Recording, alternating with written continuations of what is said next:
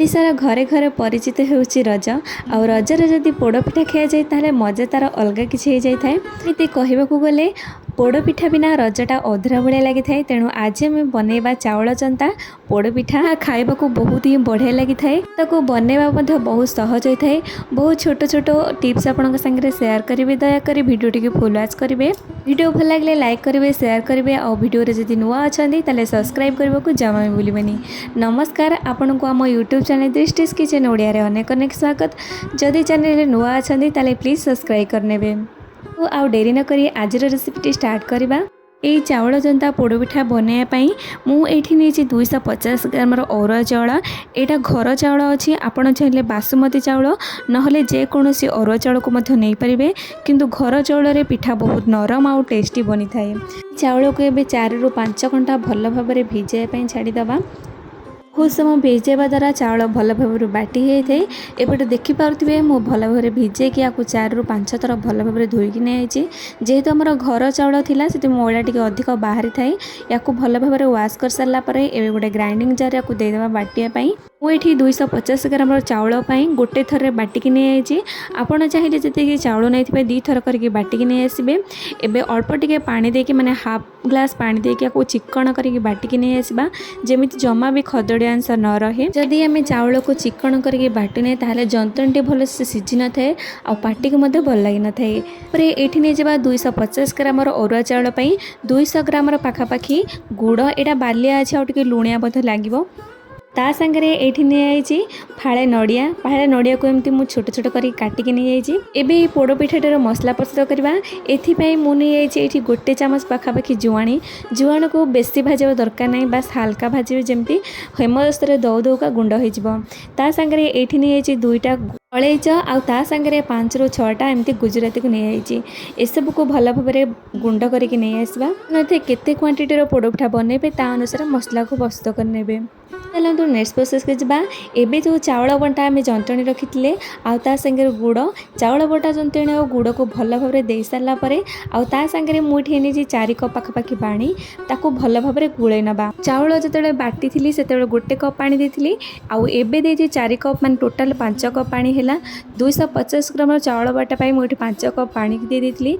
एबे कौन करबा ना गोटे मोटा कड़े नहीं कड़े को बेसी तातिवा दरकार नहीं।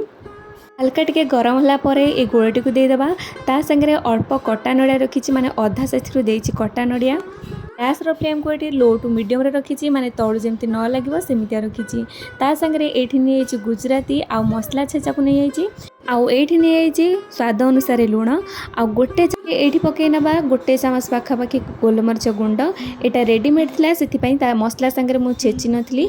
एबे या भल भाव गोले नवा। मसला सबको एमती गोले सारापर ये आड कर 1 कप पाखापाखि कंचा क्षीर टोटाली ये ऑप्शनल अच्छी, किंतु थरे क्षीर एमती देकी पोड़पिठा तैयार करूँ बहुत ही टेस्टी लगे। मसलार ये आपण मैंने अदा पकई पारे, जेहेतु अदार टेस्ट आमको भल लगी न था से तेणु स्किप करनेचु। आमर gas flame low to medium अच्छी। एवं कंटिन्यूअसली चलैला देखिपे जंतणी आमर हो आसूची। एवं जंतणी 80% हो सारापर ये आड कर 1 चामच पाखापाखि गुआ घी। ये जंतणी को भल भाव सीझे नवा। जंतणी जिते भल भाव सीझी नब आमर पोड़पिठा हार्ड बनबनी, बहुत ही कलिया बन। तापर कौन होगा ना जिते आम पोड़पिठा को पोड़ा से बेसी टाइम लगेनि, बहुत कम समय यहाँ पोड़ी हो रेडी है। आम कौन करवा ना टिके समय घोड़े नवा। देखिपे कभर काढ़ चेक कर नौची ये ठंडा करवा दरकार नहीं, बास हाथ में जमी धरी पारे से भाया ही चकु करने। पाखे एमती गाड़ुआ करे नथिला एमती चेप्टा करे से नॉनस्टिक करे मुझे कदली पत्र को दे देछि। आ ता संगे ये नहीं 1 चामच पाखापाखि गुआ घी पोड़पिठार दबा द्वारा तार टेस्ट डबल हो जाए। एबे गुआ घी को सबुआड़े एमती लगे नवा आउ जंतणी को आड करनवा। जंतणी को सबू एमती खड़े दे सारापर हाथ में टिके पानी कि घी लगे भल भाव एमती दाबी दाबी नवा। जेहेतु आमर ये जंतणी टिके गरम थिला एमती हाथ में दबा द्वारा देखु केते भल भाव चापी हो जाउची। जदि अत्यधिक आम ठंडा कर देते ताले जंतणी हार्ड हो जाता। एबे एटा हो जाइए आम बाकी सब जो नड़िया रखी दे सारापर चापी नवा। एबे आम कौन करवा ना एबे सेम प्रोसेस रे माने कदली पत्र अल्प टिके घी लगे सारापर ऊपर पट जंतणी भल भाव सेट कर नवा। आम गैस रे बसई ना माने गैस रो फ्लेम को हाई रे किछि समय पे रखिबा।